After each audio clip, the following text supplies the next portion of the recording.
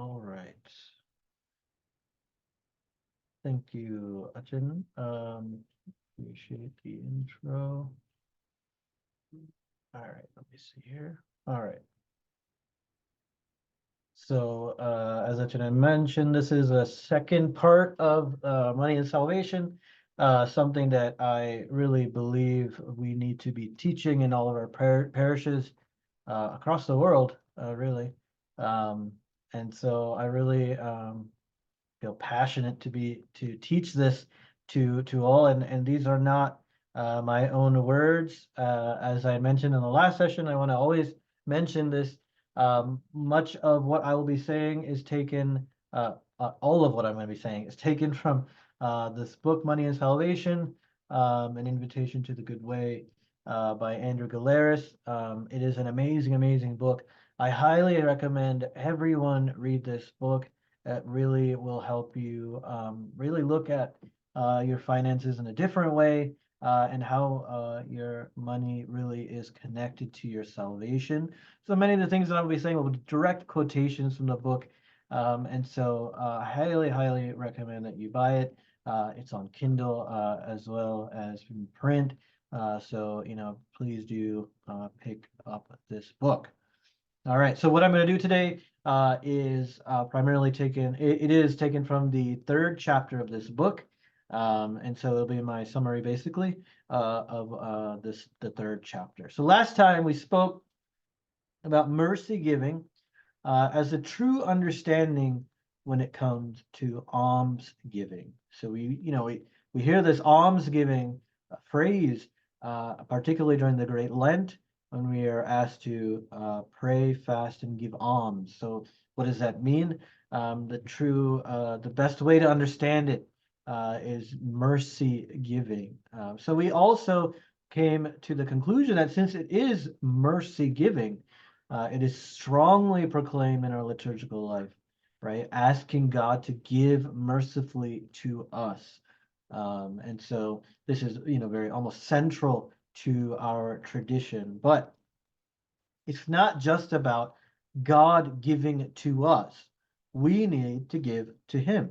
It's a fundamental concept that we have all learned as we read in the scriptures. And I say scriptures, meaning the Old Testament as it is referred to by Christ himself. And he opens the scriptures. This is the Old Testament. This fundamental concept that we hear about in the Old Testament, the scriptures, is the burnt offering, the whole burnt offering, right?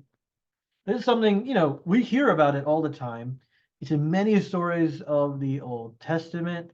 And this is what we will use to understand what it means, what mercy giving and mercy giving, particularly in regards to our salvation, its connection. Now, in the Old Testament and the scriptures, there are a handful of types of giving that we see. There's tithing, of course. Whenever I do a talk on money and salvation, the first thing that people ask me are like, "Oh, do you mean like tithing?" Right? That's like the same question I get that every single time I talk about this topic. But in actuality, tithing is only one way that we mercifully give, right? It is a type of merciful giving.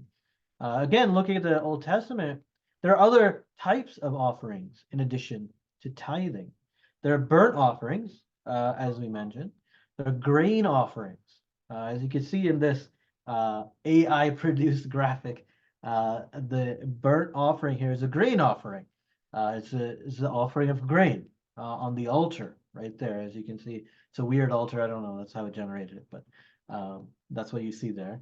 And there's also sin offerings.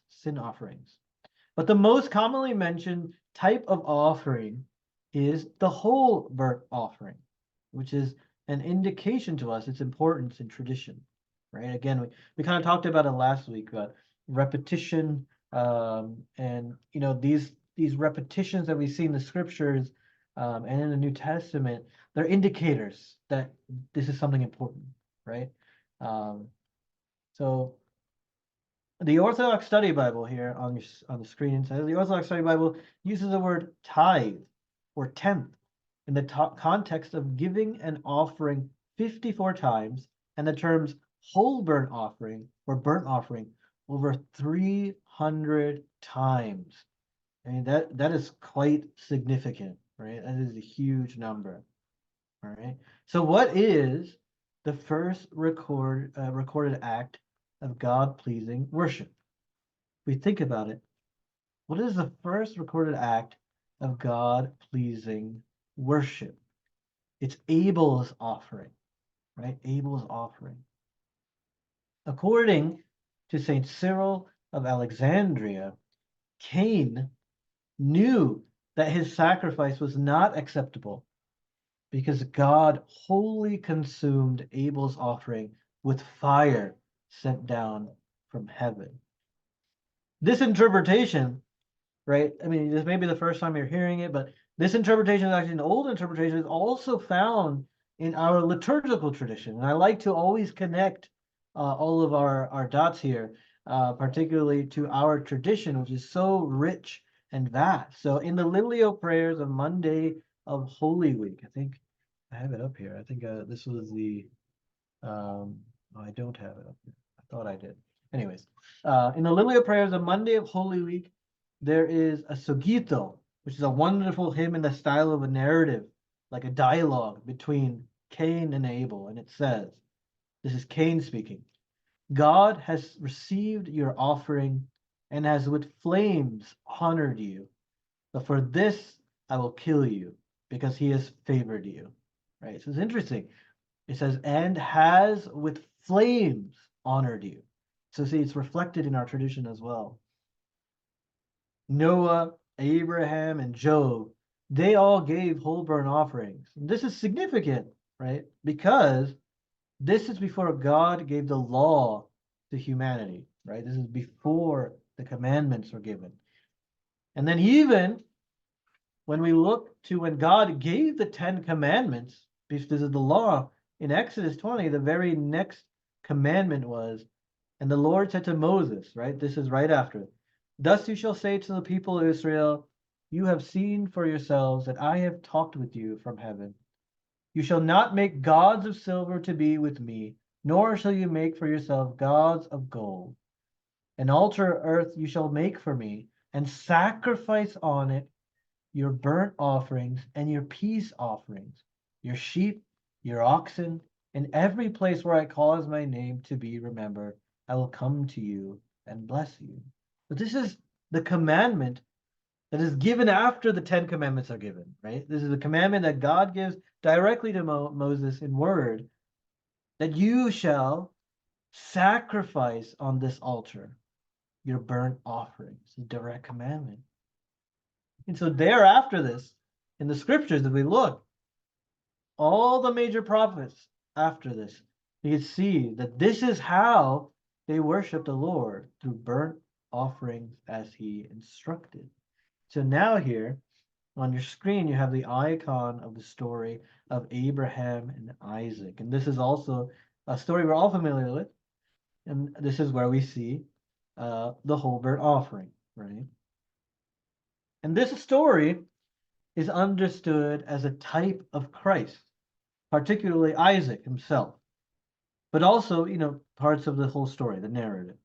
So when we look at the story, there's a key interpretation that we miss because it's not really talked about or taught much, but it actually is. We just don't notice it. So I want to bring that out here. So if we open our scriptures to Genesis chapter 22, starting at verse 6, it says this in the RSV. That's what I'm quoting from. And Abraham took the wood of the burnt offering and laid it on Isaac his son. And he took in his hand the fire and the knife. So they went, both of them, together. Okay? And Isaac said to his father Abraham, my father. And he said, here am I, my son. He said, behold, the fire and the wood, but where is the lamb for a burnt offering? Abraham said, God will provide himself the lamb for a burnt offering, my son. So they went, both of them, together. Okay, so when we look at ancient interpretation of the story, this is before even the time of Christ, Abraham's response was not punctuated in the same way. See, the Hebrew language itself, there's no punctuation. So punctuation is actually an interpretation. So the interpreter who translated this, they put the punctuation, which in the original language isn't there, right? So when we look at this, the ancient interpreters, how they interpreted this without the punctuation, it was not God that will provide himself the lamb for a burnt offering. It is that God will provide, period, the lamb for burnt offering, my son. Okay? So God will provide, period, the lamb for burnt offering, my son, period.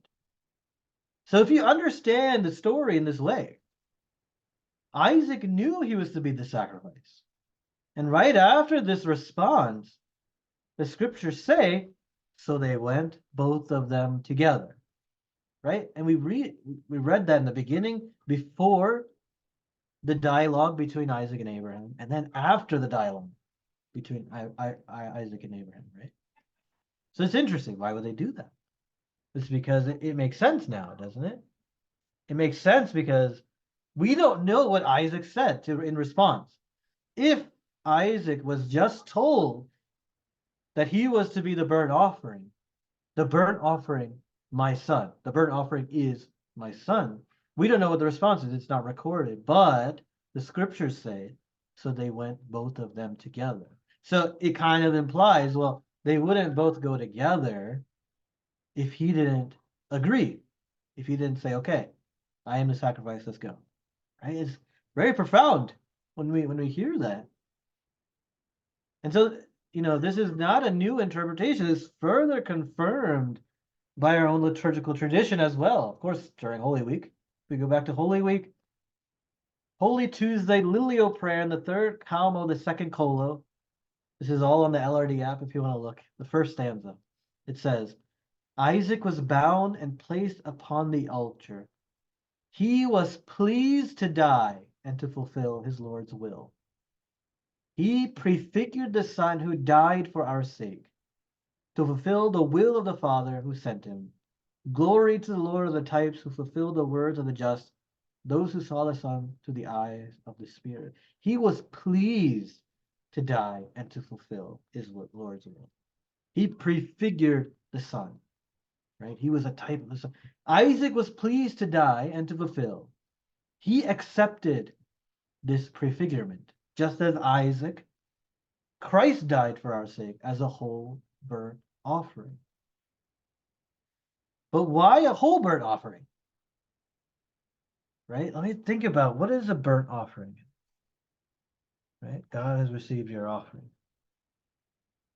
Oh, man, I missed all this good stuff. Sorry. I'm a little behind. Um, these are all the scriptures that I missed for you. God will provide the lamb for burnt offering. So this was that cola or that stanza that I missed, sorry. So now we're thinking about this whole burnt offering. What exactly is a whole burnt offering? When we think about it, right? We're talking about, so in the Old Testament times, we're talking about Israel, right? To largely an agrarian society, to living off the land. They're living off the land. And so when we're talking about a whole burnt offering, what does that look like from an agrarian society? We're talking about the society that depends on the land, depends on the reaping of the seeds that they have sown during the season that they have to sow. I don't know anything about, harvesting wheat or anything like that, but doing all that work, tilling the land, planting, if you have to irrigate, bring water, all this work. So you talk about what is a whole burnt offering. This society who's done all this work has to take a considerable amount of that, what they have reaped, what they have just collected, and then they have to put it on the altar, and then they have to light it on fire.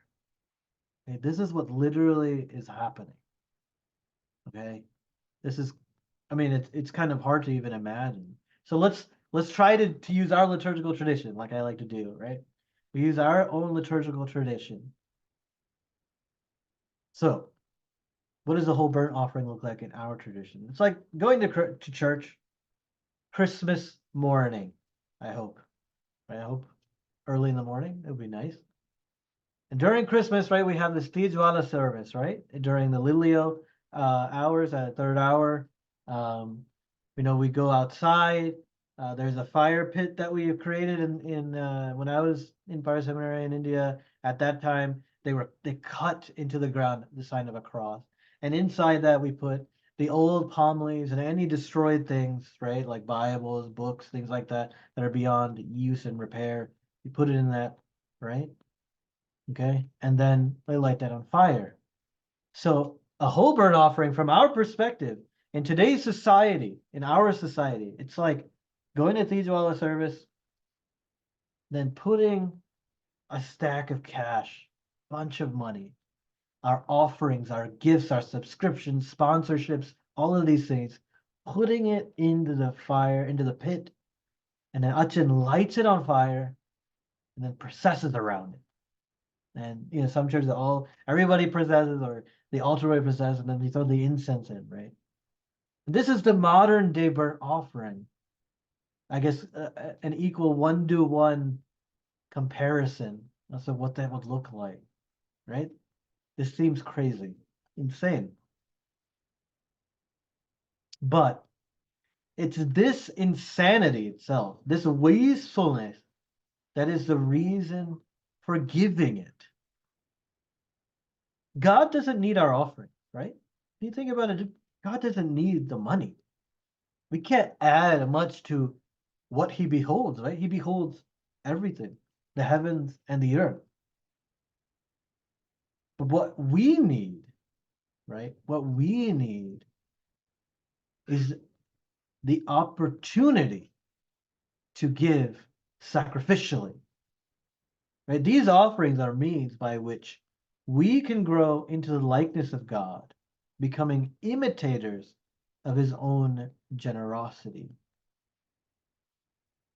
What we all need to do is to go backwards, right? It's to go back to that agrarian relationship, I would say, with their first fruits, their lifeblood, what they're offering, or what they relied upon to live. That's what we have to go back to in regards to how we give. Our relationship with our money and the church, it has gone in the wrong direction. And so we need to look back to the holy tradition, the big T, to find our way back. This is in fact what will grow the church. What will strengthen her. The scriptural understanding of worship was intrinsically connected to offering. For them, offerings are often little more than a means to pay offerings constituted an integral part of worship, right? This is an opportunity to tangibly express love and gratitude to God. For us, unfortunately, offerings are often little more than a means to pay parish bills or fund important ministries. So when we compare these two, the practical wastefulness of the scriptural whole burnt offerings spiritually enrich their donors, while the practical usefulness of our offerings, it often spiritually impoverishes us, right? So their donations elevated their minds to mystery and wonder, to the beyond, to the holies of holies. Now our donations, it tends to drag our minds down to anxieties, to spreadsheets, to building problems and things like that. We do this because we need it to further our relationship with God, right? The way that we give and how much we give and what we give, and we need to give it in a way that can further our relationship with God. And this concept of whole burnt offering, it's also seen in the New Testament. It's not just in the scriptures in the Old Testament. It's in John chapter 12. We hear the story of Mary, the sister of Martha and Lazarus, who poured out expensive perfume on Jesus' feet.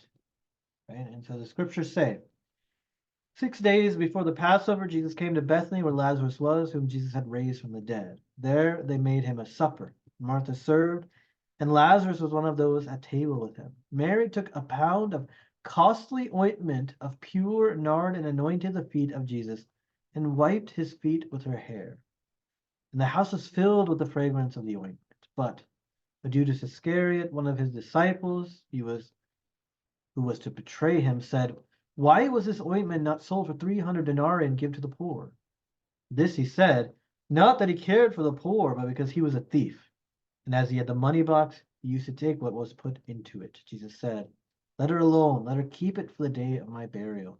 The poor you always have with you, but you do not always have me." We can see here, right, in the scriptures and in this New Testament, we can see here how Judas was appalled at the wastefulness of what he just witnessed, right?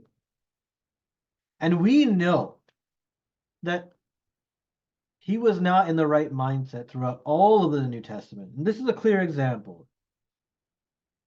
Unlike Judas, Jesus had no concerns about the wastefulness of Mary's sacrifice. He defended her, saying, "Let her alone. For the poor you have with you always, but me you do not have always." Right? Now, we know that Jesus cares for the poor. We all know that. He spends a good portion of time speaking about the poor. But what he saw from Mary was not an act of wastefulness, but an act of worship. This act of worship transformed Mary's heart in a way that was far more valuable to God than even helping many impoverished people. This is a clear example of Jesus' soul-centric emphasis on financial issues, right? He is very much concerned about the effects of finances on the soul. And so for Mary, pouring out that expensive wine, expensive perfume,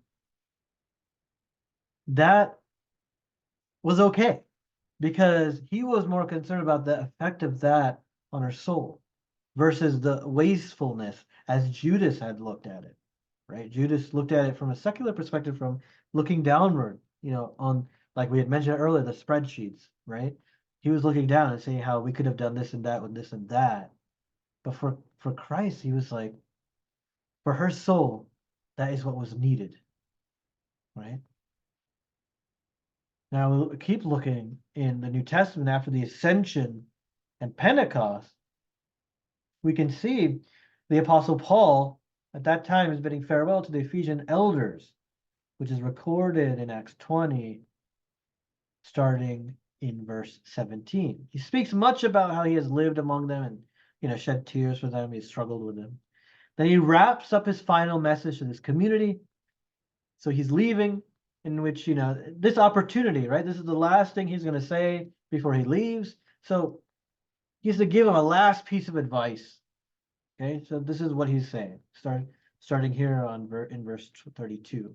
"And now I commend you to God and to the word of his grace, which is able to build you up and to give you the inheritance among all those who are sanctified. I coveted no one's silver or gold or apparel. You yourselves know that these hands ministered to my necessities and to those who are with me.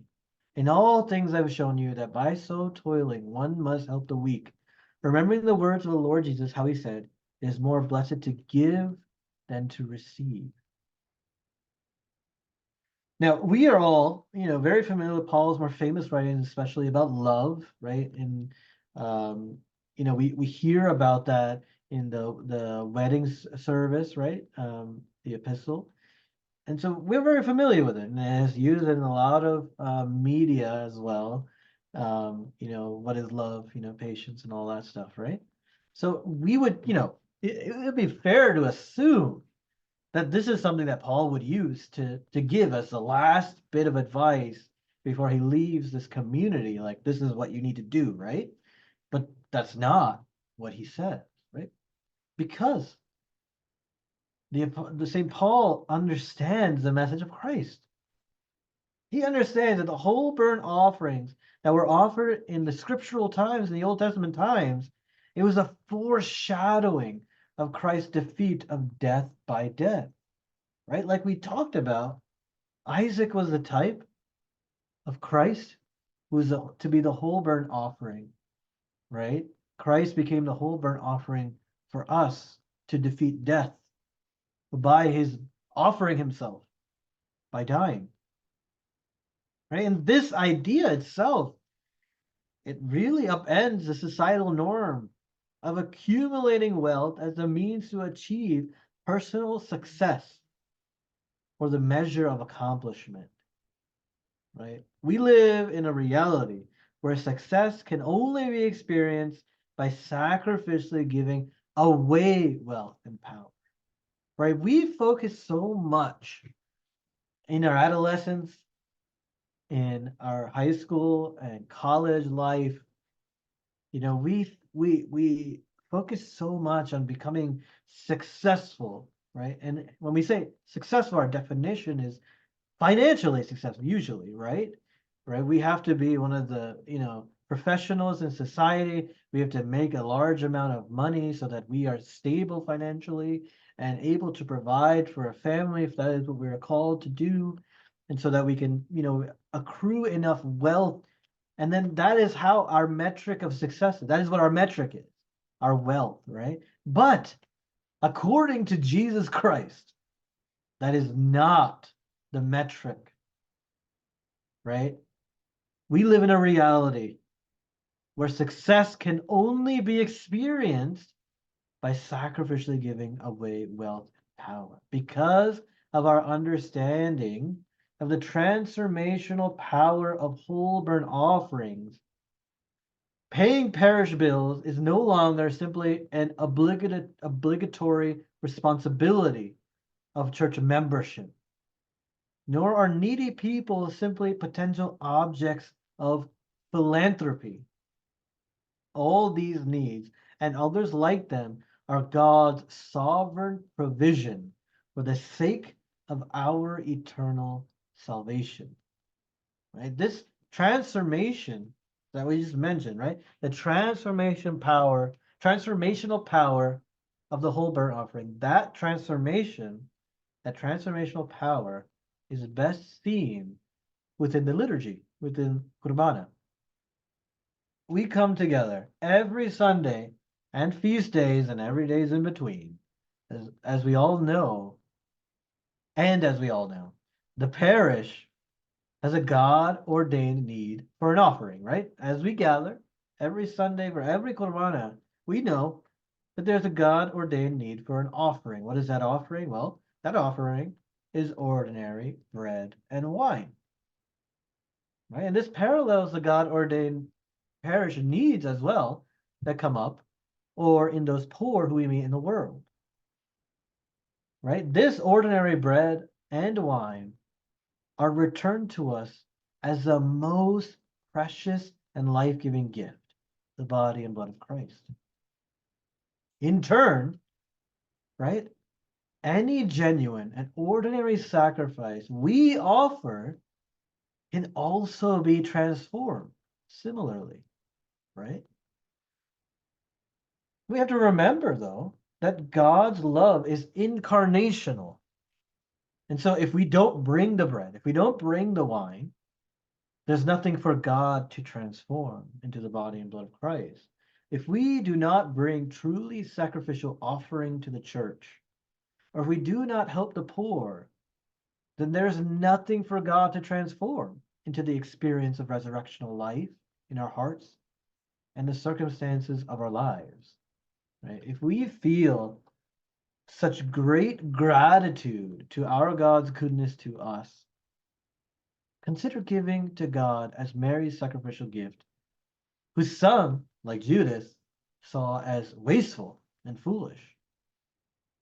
And if we're having trouble, if we're struggling, we're trying to make ends meet, we still need to remember to give to God in whatever capacity He has given us. And if we are well off, if we're totally fine, we're able to make ends meet with in excess, then consider giving a substantial gift to the church in addition to what we usually give for the initiatives of the parish, but also instructing the parish to give to the poor. We really need to radically change the way that we look at giving.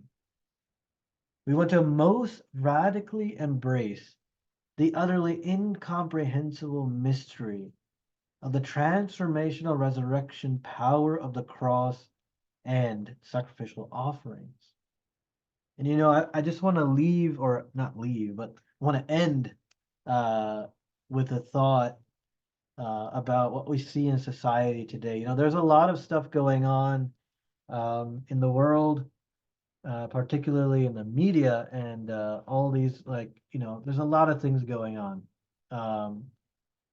And so, I sometimes think about how there are very many wealthy celebrities who are going through situations that are pretty terrible, the things that they have participated in, and very recently, particularly media today, but very recently as well.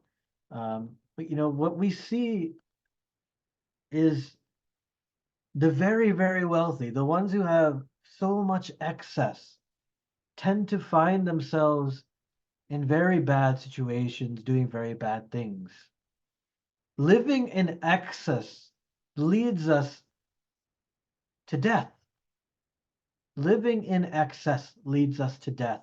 These people who have accrued great amounts of wealth, they have been led into deviations and sin that are very terrible and have affected many people in a very, very bad way. And so we have to radically change the way that we look at our finances, because not to say that we have people who live in excess or we have super wealthy people. We do have very wealthy people within our community, but there is a great danger that living in excess can destroy us and lead to our death. And so that's why this is so important.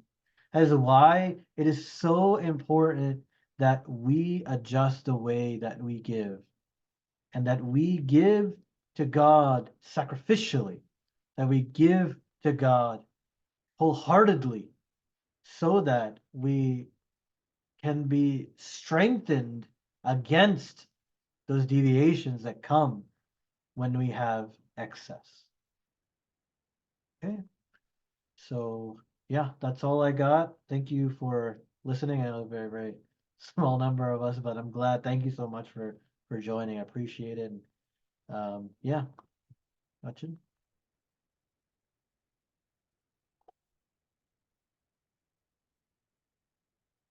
Oh yeah, take any questions if anyone has any questions.